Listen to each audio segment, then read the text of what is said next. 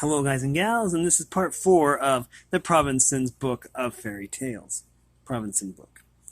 It is a book compiled by Alice and Martin Provensen. It is copyright 1971, I believe. And it is a compilation of stories by famous people. Today we will be reading Feather of My Wing by Seumas Macmanus.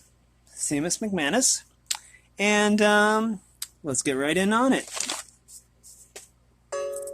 Oops. Once upon a time, long ago, there was a rich man in Connaught who had 3 daughters. And with his 3 girls, he was walking one day in his park when a magpie flew up and lit on his toe. He wished it away and then went on. In another minute, the magpie flew up again and this time lit on the gentleman's shoulder. The gentleman brushed it away and they traveled on. Next minute, the magpie was back and lit on his other shoulder.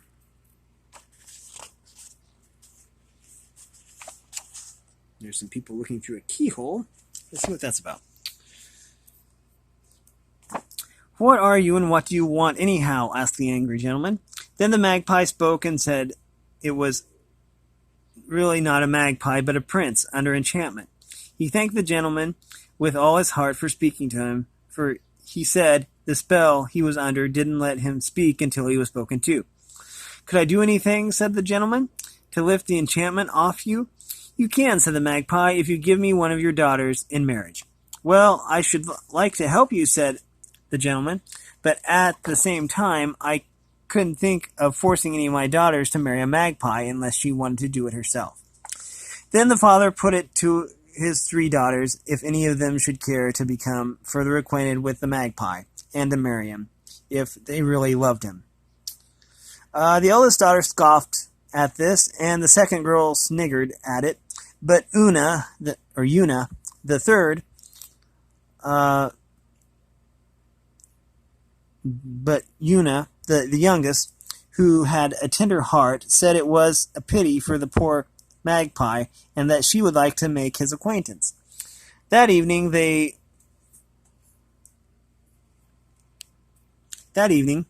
there was a tap on their parlor window, and when the father opened it, in flew the magpie to visit Una. The father took the 2 eldest daughters with him and left the room, but the elder girls jeered about the young sister being courted by a magpie, went back to looking through the keyhole, and there, lo and behold, they saw sitting there with their sister and wooing her, the handsomest young man they had ever beheld in their lives. For 3 evenings this same happening was repeated, and then the elder girls said to their father that they would like to wed the magpie. But the magpie, when he heard of it, wouldn't have anything to do with them. He said the youngest was his choice, and he wouldn't have the others, not with their weight in gold thrown in. It was at last settled that the marriage was to take place, and on the morning when they were to be married, the magpie, at the marrying, took the form of the handsome young man that he really was, and all who were there agreed that any man half as noble or handsome or beautiful they had never seen in their lives before. After the wedding, he was to take his bride to his castle in his own country. Then the eldest sister said she would surely like to go with them and see his wonderful castle. The young prince objected, saying it was dangerous to him for anyone to come there, by reason that the castle was filled with rare and rich and beautiful things that nearly everyone would covet, and although the enchantment was now lifted off him, it would fall on him again, and he would be changed into a magpie for 7 years more. If anyone ever desired anything, if anyone ever desired anything seen in his castle. This made the eldest girl 10 times more anxious to see these rare and beautiful things, and she couldn't be put off now at all. She promised and pledged herself not to desire anything else if he would only let her come and stay with them for 1 month. Then Una, who was tender-hearted and loved her sisters, thought they didn't deserve it, joined in the begging of her husband that her sister might come, and he couldn't have the heart to refuse her. All three of them then set out and journeyed far and far and long and long.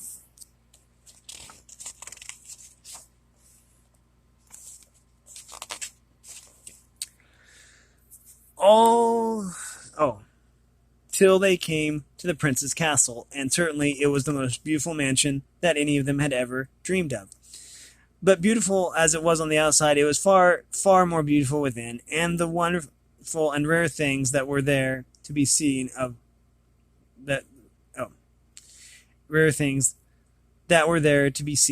all kinds astonished both the young bride and her sister. These things were so very, very rare and wonderful that the eldest sister would certainly have liked to covet them, but she held herself in. Then one day, at last, a golden plate of the most beautiful workmanship she had ever beheld was passed with the cake. "Oh," she said, forgetting herself, "how I wished that golden plate was mine." Then the poor prince gave a cry, and when they looked at him, there he was, changed back to a magpie, and at the sight of him the eldest sister ran from the castle and fled from home. Says the magpie to the bride, "For 7 years now, in this shape, I must wander the world." "And, dear prince," said the sobbing bride, "what am I to do during those long 7 years?" "You," said he, "will travel the day's journey from here westward till you come to the mansion of the White Lady. You will hire as laundress with her for the 7 years, because there are no men," he said, "in or near that mansion. That's why I want a beautiful lady like you to be there. Take no money," he said, "from that lady, for although you work, you mustn't be a servant into a drawer in your bureau. Let her put your wages every month, and there let it lie untouched, so that she will get it all again after you are gone. But you mustn't explain anything to her, for I don't want her to know our secret. And," he said, "don't satisfy anybody's curiosity about it either. This feather I take out of my wing," he said, "I'll fix it in your side here under your arm, where it will grow. It will grow you magic powers, so that anything at all you wish by the feather of your wing to be done will instantly be done." Then he kissed his bride and flew away for 7 years. Una set out next morning and traveled far and far until at last she came to the mansion of the White Lady. And with her she hired for 7 years as laundress. The White Lady put Una into the laundry where there were 100 tubs full of clothes to be washed, and there left her, for she was bent on killing Una. Una said, "By the feather of my wing, I wish you were washed," and that instant the clothes were washed. And she said, "By the feather of my wing, I wish you were hung out and dried," and that instant all the clothes were hung out and dried. "By the feather of my wing," she said, "I wish you were brought in and sprinkled," and that instant that all the clothes were brought in and sprinkled. "By the feather of my wing," she said, "I wish you were starched and ironed," and that instant all the clothes were starched and ironed. "By the feather of my wing," said she, "I wish you were dried and folded and put away in the clothes closets." And that instant, lo and behold, all the clothes were dried and folded and put away in the clothes closets. When the White Lady came to the laundry in the evening, she found this.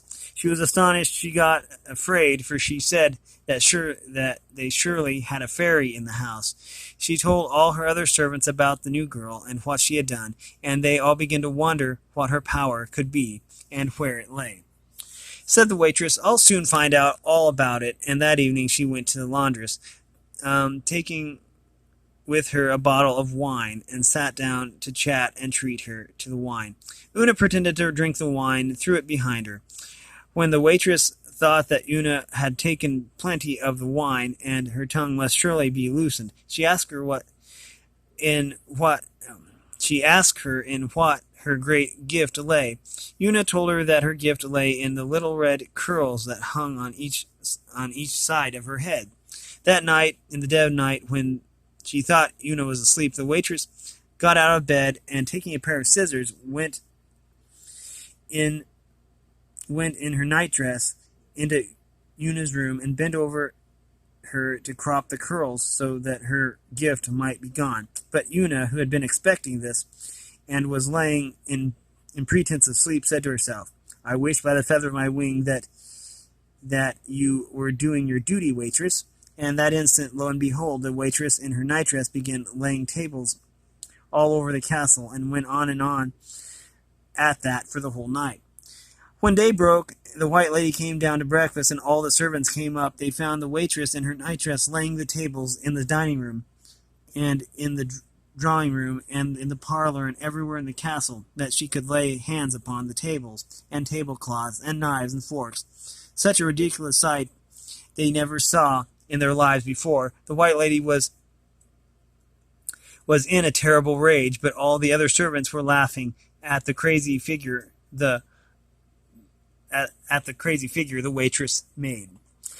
When Una thought it had gone on long enough, she said to herself, "By the feather of my wing, I wish that this would stop." And at that instant the waitress stopped laying tables, and when she saw how she was dressed and what she was doing, and saw the people laughing at her, and her mistress black with rage, she was all ashamed and ran off to her room, where she cried fit to break her heart.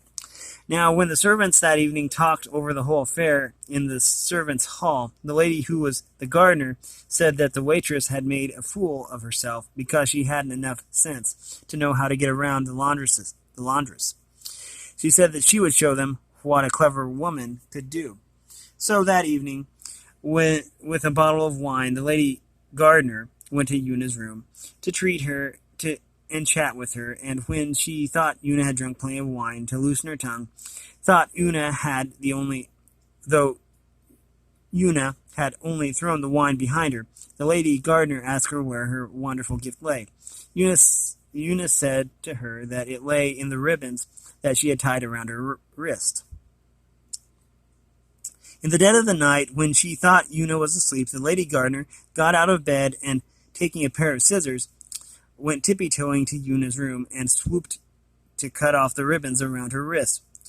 Says Una, who was only pretending to sleep, "I wish by the feather of my wing you were doing your duty, Lady Gardener." And instantly there was the Lady Gardener in her nightdress on the lawn in front of the castle, digging it and taking it and breaking it, and sowing the seeds of all flowers and plants and shrubs that were ever known. And all the night long she was on turning the lawn into a garden, till when the household got up in the morning and the White Lady and her servants looked out the window, they saw such a sight that they had never seen in their lives. All kinds of flowers and fruits and shrubs and trees that ever had been springing up during the night upon the lawn, and the birds were singing on the tops of the bushes, and the bees were humming, and the flowers were blooming, and the lady gardener in her nightdress, with a watering pot in her hand, was going through the lawn, watering the flowers, just as if there was nothing at all odd in her behavior. The White Lady grew black in the face with rage, and the servants, at the ridiculousness of the thing, laughed till they dropped down. When Una thought it had gone on long enough, she said, "I wish by the feather of my wing this was stopped." And that instant the lady gardener realized what she was doing and the appearance that she was making, and all ashamed she dropped the watering pot and ran off to her room, where she sobbed and cried till night. That night, when the servants were sitting in the servants' hall, the lady coachman said that the waitress and the lady gardener had very little sense and didn't know how to get around the laundress. She said that she would show them how it was done, how to do it. So she took a bottle of wine and went to the laundress's quarters and sat down to chat and treat the laundress. When she thought Una's tongue was loosened enough by the wine, which Una had really thrown over her shoulder, she asked her where her gift lay. "It lies," said Una, "in the earrings which the earring which you see in my left ear." So, in the dead of night, that night, when she thought Una was sleeping, the lady coachman, getting out of bed, went to Una's room and stooped down to take the earring from her ear. But Una, who was only pretending to sleep, said, "I wish, by the feather of my wing, you were doing your duty, lady coachman." In that instant, lo and behold, you, the lady coachman in her nightdress, was out in the stable, harnessing the horses and tacking them to the carriage, and then carrying out by force her mistress from her bed. She put her in the coach, dressed only in her nightgown too, and herself getting on the box, she began driving her horse and carriage at top gallop around the house and around the house till morning. All the servants, awakened by the noise, had come to the window and were gazing out at a mixture of fright and fun at the foolish sight that was to be seen. When broad daylight came, and Una thought this had gone on far enough, she wished by the feather of her wing it was stopped. And that instant the lady coachman stopped driving, and realizing her foolishness, she jumped off the box and shamefacedly ran back into the house to her room, leaving the mistress, black with rage, to come out of the carriage in her nightdress and make her way to her room as best she might. Okay. And here we go. Last page. Now, the white lady, which you have to realize this is 1971. This was before there was, racial sensibility. But now the white lady was in a terrible state of anger and didn't know what to do, but she was afraid to touch Una or to say a hard word to her, not knowing what Una might do to her in return. She wished and wished, however, that Una's 7 years were up. Una, from that time on, was let alone, and no one tried to pry into her secrets. Then she was content, and she did her work and did it well, and remained in peace. When it neared the day on which her 7-year term would be up, the white lady, calling together all the other servants, ordered them to arm themselves with sticks, and the minute the laundress's time was up, and she was going to leave the house, they would all fall upon her and trounce and beat her till they had left her dead. Accordingly, on the day on which the 7 years was up, Una got ready to leave. She first looked from her window and to her joy saw coming towards the castle, a great way off, her husband, the noble young man, in all his beauty and all his pride. Down she started to go to meet him, but when she got as far as the door of the castle, all the servants, armed with sticks and commanded by the white lady, fell upon her to trounce and beat her till she'd be dead. "I wish by the feather of my wing," said Una, she said, that you would be beating one another, and all of you beating the white lady." And that instant, lo and behold you, the servants, in a great melee, begin beating and whacking and slashing and thrashing one another, and all of them beating and brushing and bruising and trouncing and whacking the white lady. And such a mix-up fight was never seen in all the world before, nor never again in all the world since. The prince, arriving, took Una in his arms and kissed her over and over and over again. Then he asked her what was happening here, and she told him. Now he says, says he, "I think they have punished one another and punished the white lady long enough, and maybe stopped." So by the feather of her wing, stopping them, Una and her husband mounted 2 white horses and rode off. As they rode along, the prince told Una that it was by the same white lady's evil powers he had lain under enchantment, That was why he had left her in the White Lady's castle, so that the White Lady might be punished for her evil doings. He considered how that she had been punished enough, and so she had. All for him, his enchantment was now ended forever. They returned to their own castle, and happy indeed was their homecoming. They gave to all comers a feast that lasted for 9 months, and the last month was more enjoyable than the first. When they settled down to be happy and do good to all around them, and that they lived long and happily ever after. That was Feather of My Wing by Seumas.